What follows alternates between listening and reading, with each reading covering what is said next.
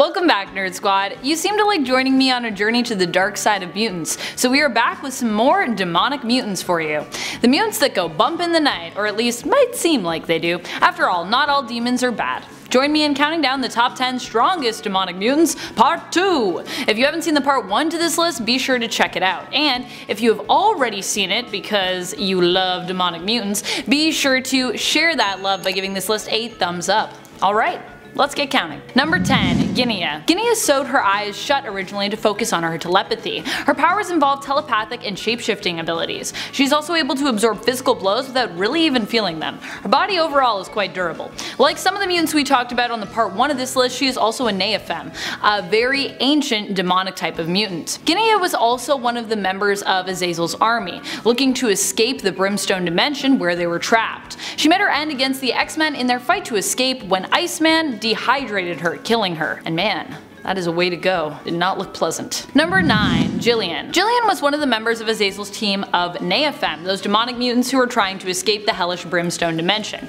Yeah, the ones I was just talking about. Her powers include flight and agility, making her a decent match for the X-Men's Angel. When Azazel's army was defeated by the X-Men and thereby remained trapped in the Brimstone dimension, at least JILLIAN managed to survive the battle. Many of Azazel's other companions died during that fight. During the feud, JILLIAN also let it slip that she had a thing for Nightcrawler, but unfortunately for her, Kurt did not seem too interested. Probably because of, the whole evil thing, to be honest. Number 8. Nature Girl. Nature Girl's powers include the ability to connect with nature, meaning that she is often able to influence animals and creatures of the wilderness and convince them to do her bidding. In fact, her influence even extends beyond critters, allowing her to control weather and the elements as well. Included in the beings that she seems to have influence over are Bamfs, which seem to be very attracted to Lindley. It's Lynn's connections to the Bamfs that has me pondering as to what other demonic creatures she might be able to influence. Is it possible that her nature powers extend to other realms, including the realms of demons? We have yet to see enough of her to be able to tell for sure, but it seems to me there is enough there to assume she might have some kind of demonic link when it comes to her abilities. Number 7. Archangel. Archangel is basically the demonic side of Angel, one of the founding members of the X-Men. Angel was originally transformed into his alter ego by Apocalypse when he was made his Horseman of Death, after Apocalypse manipulated his mind and altered his body on his celestial ship. This side of Angel resided within him even after he was freed from being Apocalypse's horseman and gave him a taste for death and destruction. In fact, he craved death and destruction a lot of the time. In this form, Angel has deadly techno-organic wings which not only allow him to fly, but also act as a shield, can fire poison-tipped organic feathers, and happen to be razor sharp and can be used themselves as blade-like weapons. Imagine having a sword fight with somebody's wings, oh my goodness. He also has a hypersonic scream which can be used to cause internal organ damage to his enemies, and he has a proper healing factor in this form. He doesn't just have to bleed on people. Beyond him being the dark side of his original form as Angel, Archangel also at one point became Apocalypse. He was like a dark god hell-bent on world domination through replacing all life on Earth with life that he himself had created. You know, typical scary Apocalypse things. Number 6. Young Beast. While Beast of Earth 616 sticks to science, young Hank McCoy from an alternate universe, temporarily and unofficially referred to as Earth 240, eventually turned to magics. In Volume 2 of All New X-Men, he is driven even further towards using the mystic arts, as he and the X-Men are forced to go up against the Goblin Queen and a demonic horde. In desperation, he accidentally performs a ritual that transforms him into a demonic beast, complete with giant horns. Well, not necessarily accidentally. He meant to do the ritual, but I don't think he really knew what he was doing, unfortunately. However, this ritual also levels up his powers enough to allow him to defeat Madeline Pryor. Yay! But of course, they come at a cost, because that's how magic works. Sometimes, depending on what lore you're reading, but sometimes it comes at a cost. Number 5. Wolverine, or as we knew him at the time, Helverine. When Wolverine's soul was trapped in Hell by Mystique and the Red Right Hand, a demon took possession of his body, which was still on Earth. This demon-possessed version of Wolverine wreaked havoc on Earth while Wolverine was gone, killing anyone who got in his way and targeting many of Wolverine's family and friends when it came to who he decided to attack. Wolverine would eventually regain control over his body after battling his way out of hell and dealing with the demons that resided within his own mind. Number 4. CRULE. CRULE is a mutant external who has been tied to the gods Ishtar and Mithra. Ishtar was in fact a god who is also known as Ayana in the comics. In fact, she is a god with many names. She herself has been tied to the story of hell, the eldritch gods, and on the less dark side, love and fertility even. Under the name that CRULE evoked of Ishtar, she was known as a god who demanded orgies and blood sacrifices in her name. All that fun demonic stuff, you know. CRULE has a demonic look about him with large muscles, orange hair, and purple skin, and he often acts like one as well, known for his violence and cruelty. His love of violence and cruelty. During World War II, he was a Nazi who worked in a concentration camp where he operated a gas chamber. All too happily, really.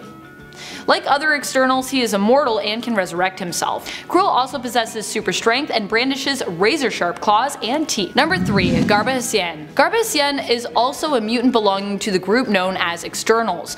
External mutants are beings that are basically considered immortal, forever walkers, as N. Sabanur once referred to them as. Garbahissien also belong to a group within the externals known as the High Lords, the self-proclaimed leaders of the externals.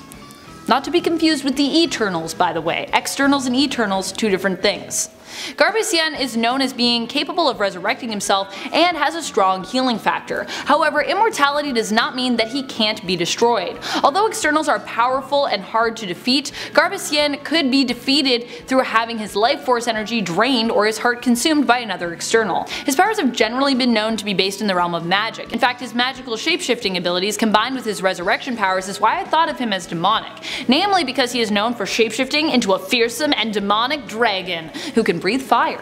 You can see this referred to in Gambit Volume 3 Issue 1, where Gambit set out to raid the tomb of Garbahsien's 12th son. Number 2. Storm. But when was Storm demonic, you ask? Well, this isn't quite the Storm you've always known. This is a version of Storm from Limbo, where magic was raised. She not only has the same powers as her Earth 616 counterpart, but she also possesses a vast magical knowledge and abilities. She even trained young Illyana in magics for a while during her time in Limbo. But in the end, magic had to kill her to prevent this version of Storm from Earth 8280 from being used by Belasco as a sacrifice in a ritual intended to free himself from Limbo. Which obviously would be bad news, because Belasco's a pretty bad dude. Number 1. Selene. One of the oldest mutants around, Selene is known for being 17,000 years old. Her powers both allow her and require her to drain life force energy. If she doesn't, she'll die. She can use this psychic energy to increase her own strength, speed, and durability, as well as maintain her immortality and her eternal youth. Feeding off life energy, though, often leads to her killing her victims, turning them into dust. Although she can choose to drain only some life energy from her victims, which allows them to live but also grants Selene full control over them, if she so chooses. She also has a slew of other powers, including telekinesis, telepathy, and pyrokinesis, and was once a member of the inner circle of the Hellfire Club. She is currently residing on Krakoa with many of the other mutants. There, she is in charge of helping to monitor the amount of psychic energy that herself and Krakoa drain from the population. She is actually allowed to feed off the population as part of the rules of Krakoa, wherein the Quiet Council agreed to provide whatever sustenance necessary to the mutants who joined that nation. And oh yeah, the sentient land of Krakoa feeds off of the psychic energy of its populace, in case you didn't know that. Selene was also originally known in Uncanny X-Men Volume 1 as the Demon Huntress.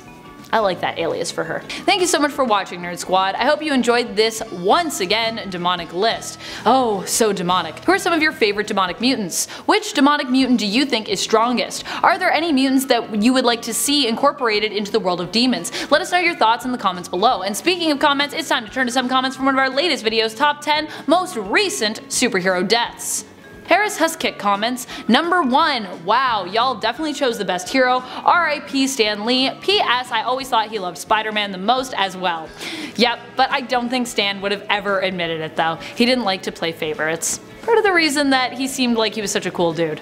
I think that Stan did his best to respect all Marvel heroes, and I'm glad that you enjoyed our little tribute. Raven asks, have I died? I don't remember. Well, Raven, I don't think you've died recently, but you've definitely been presumed dead and then surprised you were alive, and you sort of died and then were kind of reborn, but I can really only think of deaths that have happened to Raven's character in the comics from the 80s. Anyone else got something more recent to add, or am I forgetting something? And that's all the time we have for comments today. Be sure to comment below for a chance to have your thoughts featured in a future list. This has been Top 10 Nerd, and I'm your host Amanda McKnight. You stay nerdy, YouTube.